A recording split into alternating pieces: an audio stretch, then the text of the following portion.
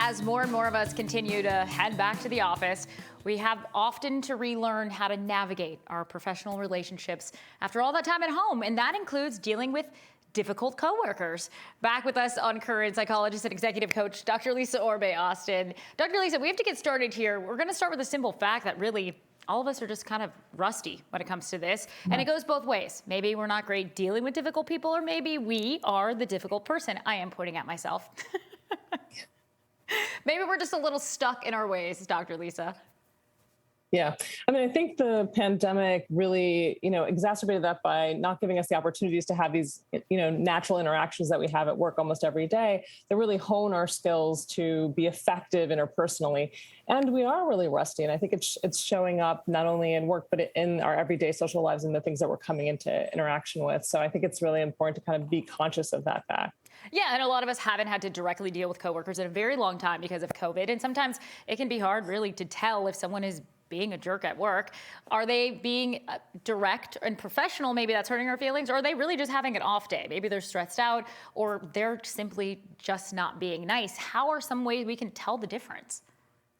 Yeah, I mean, it's really difficult to tell the difference about whether someone's being intentionally a jerk or whether the behavior is causing you to feel really bad. I think what we often talk about as psychologists is that the intention doesn't matter. It's the consequence that matters, the way the person is actually affected by our behavior. And so it's really important to think about, is this a consistent behavior from them? Is it something that you see often, or is it something that you see rarely? If it's rarely, maybe it's just a bad day and you can chalk it up to that. I think it's also important to recognize how it makes you feel and if they are actually benefiting from that behavior in some way. Dr. Lisa, I think a lot of people are at home watching are like, great, I can identify it. I know who I need to speak to. So they need to know, what are some tips for dealing with those kind of difficult people at work? Yeah, so one of the tips is, if you have a relationship with that person, to actually formally address it with them, to have a conversation about what is the exact behavior that is bothering you and what you'd like to see instead. If you don't have a relationship with them, you want to be careful about interacting with them around this particular behavior, because you're calling them out, and that can have a potential kind of backlash to you. So I think it's important to think about, sort of, if you don't have a relationship with them, how are you going to address it?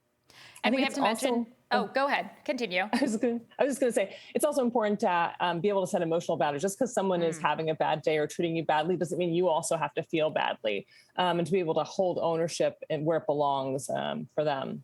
We definitely have to mention, since some people aren't actually back to the office as many other people are, they're still doing a lot of Zoom calls. So how do you navigate different and difficult people in the world that is completely virtual? People who are, for instance, maybe dominating that conversation on those calls. Yeah, I think it's really important on Zoom calls, especially, to have someone who's actually running that call and is in charge of that call. And hopefully there are also expectations about how people show up on that call.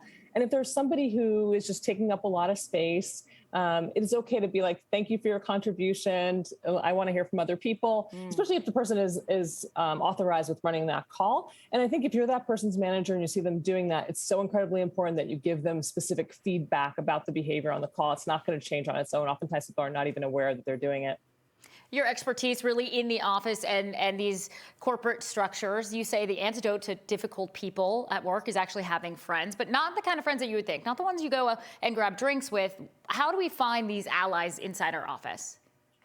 Yeah, it's really important to have strategic allies. One of the easiest places to go about finding them are in employee resource groups. And so groups of affinity where they're meant to connect with other people. And so I think, going to established groups can be really helpful. You want people who are senior to you or lateral with a lot of familiarity with the company, because oftentimes they can be really helpful, not only thinking about how to deal with this particular kind of person at work, but they can teach you how to deal with this particular person at work within this particular work culture, because different cultures deal with it differently. And so I think it's really helpful to have very strategic allies in the office place that can really be supportive to you.